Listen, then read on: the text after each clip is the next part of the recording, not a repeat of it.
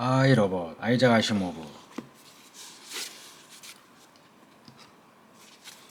But perhaps not all the competence that Dr. Lanning had remarked upon, as he was often was present that evening when Barley's car parked on the automatic thread leading to the second garage, and Barley himself crossed the path to the front door of his house.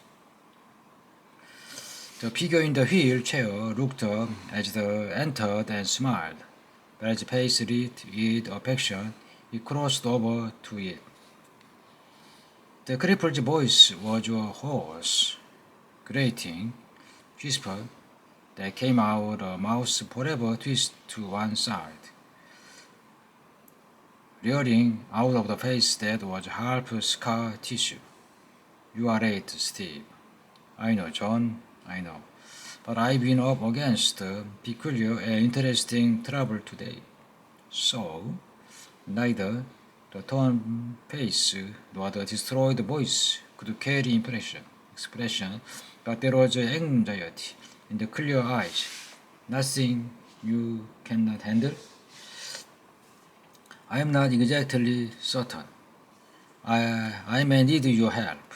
You are the brilliant one in the family. Do you want me to take you out into the garden? It's a beautiful evening." Two strong arms lifted John from the wheeled chair, gently, almost caressingly. Barley's arms went around the shoulders and under the swathed leg of the cripple. Carefully and slowly he walked through the room, down the gentle ramp that had been built with a wheelchair in mind, and out the back door into the walked and wired garden behind the house. "Why don't you let me use the wheelchair, Steve? This is silly." "Because I'd rather carry you." "Do you object? You know that you are as glad as to get out of that motorized buggy for a while as I am to see you out. How do you feel today?" He deposited John with infinite care upon the cool glass. "How should I feel? But tell me about your trouble." Quinn's campaign will be based on the fact that he claimed I'm a robot. John's eyes opened wide. "How would you know?" "It's impossible. I won't believe it." "Oh, come. I tell you it's so." He had one of the big-shot scientists of U.S. Robot and Mechanical Man Corporation over the office to argue with me. Slowly John's hands tore at the glass. I see. Barry said, "But you can let him choose his ground.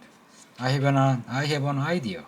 Listen to me and tell me if we can do it."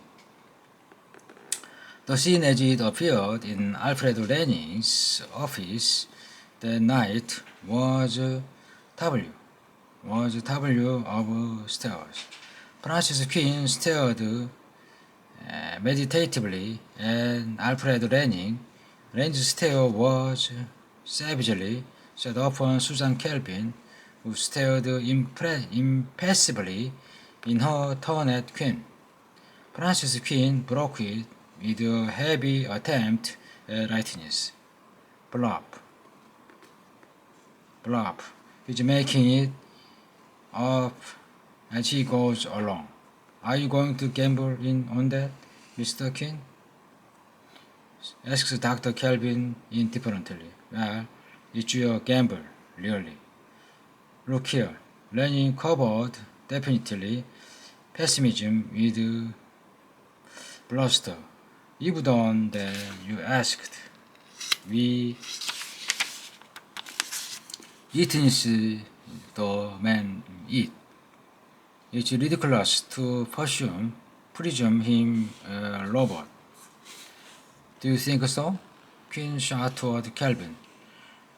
"Lanning said you were the expert." Lenin was almost threatening. Now, Susan, Queen interrupted smoothly. Why not let her talk, man?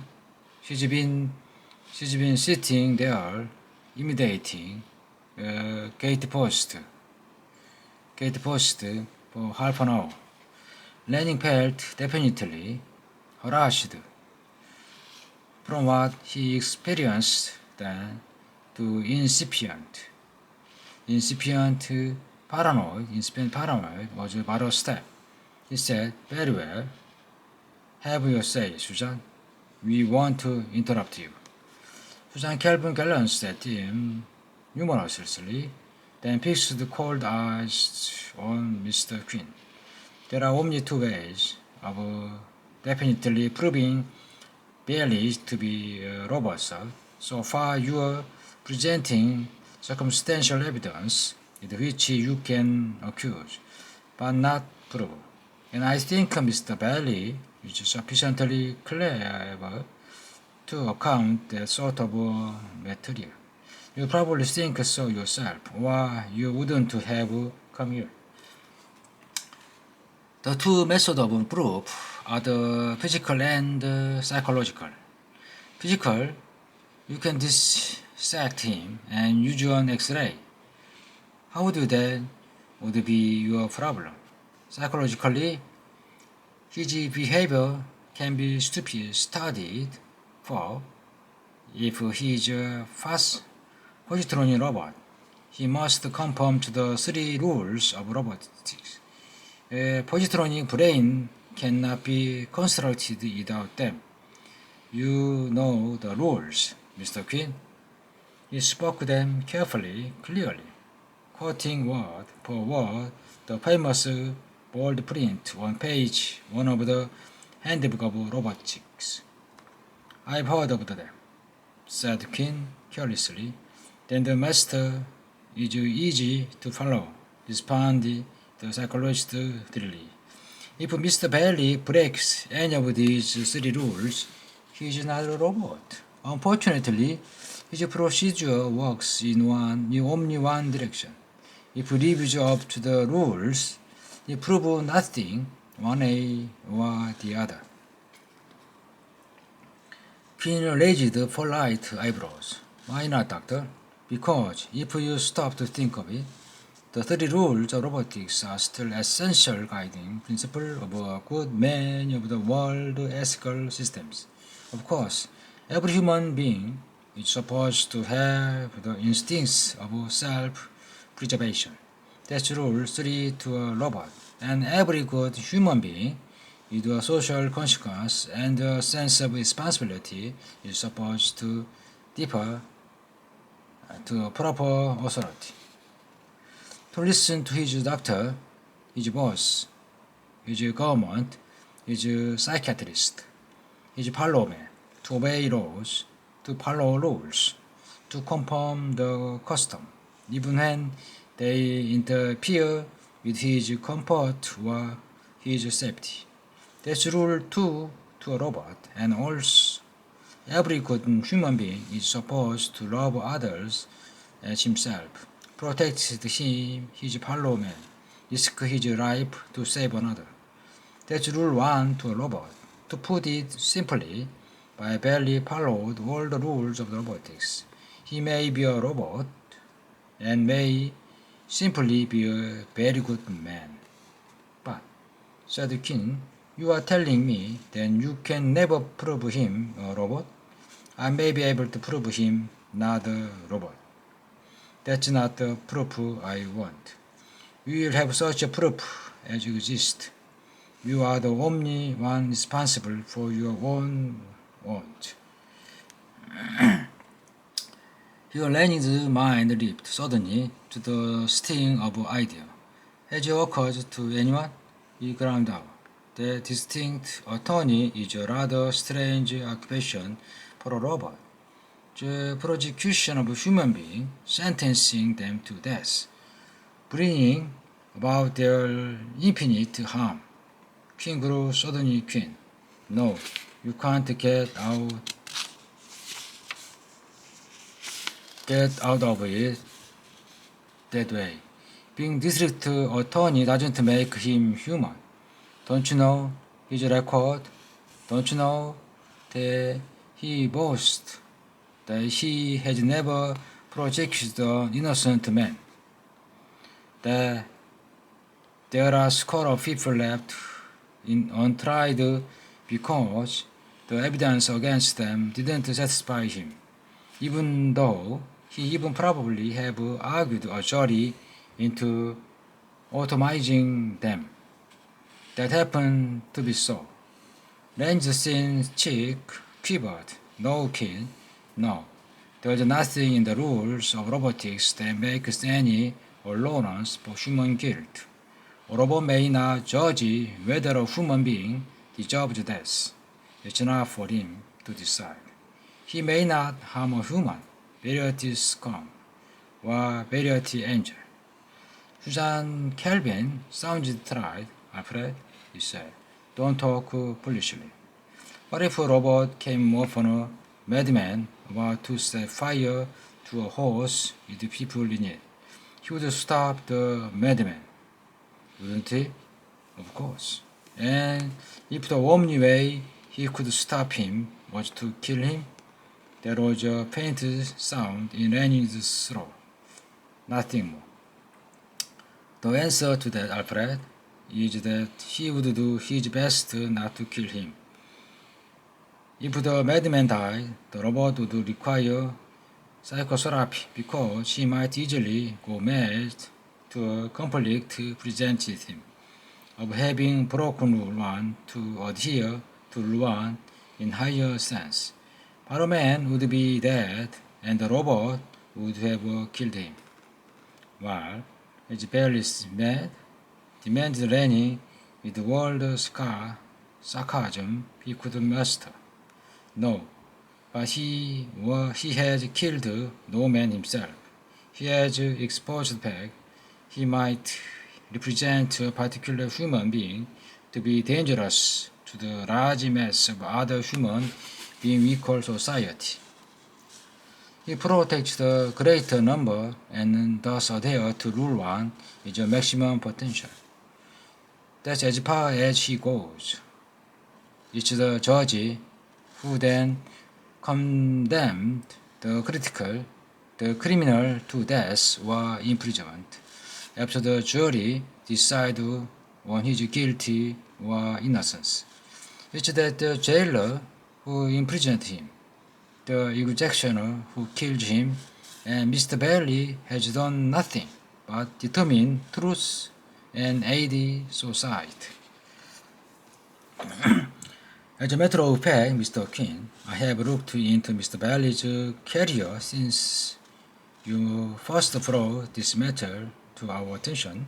I find that he has never demanded the death sentence in his closing speeches to the jury.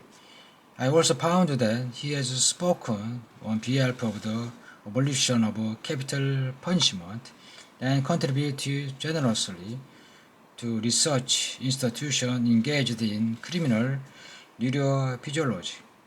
He apparently believed in the cure rather than the punishment of crime. I find that significant. You do? Quinn smiled. Significance of a certain word of roboticity, perhaps. Perhaps. We might deny actions such as he could come only from a robot or from a very honorable and decent human being. But you see, you just can't differentiate between a robot and the very best of humans. Quinn sat back in his chair, his voice quivered with impatience. Dr. Rennie, it's perfectly possible to create a humanoid robot that would perfectly duplicate a human in appearance, isn't it?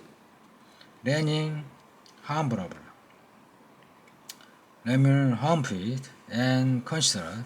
It's been done experimentally by US robot, he said reluctantly, without the addition of a positronic brain, of course, by using human ova, and human control, one can grow human flesh and skin over a skeleton of porous silicone plastic that would defy external examination. The eye, the hair, the skin would be really human, not humanoid.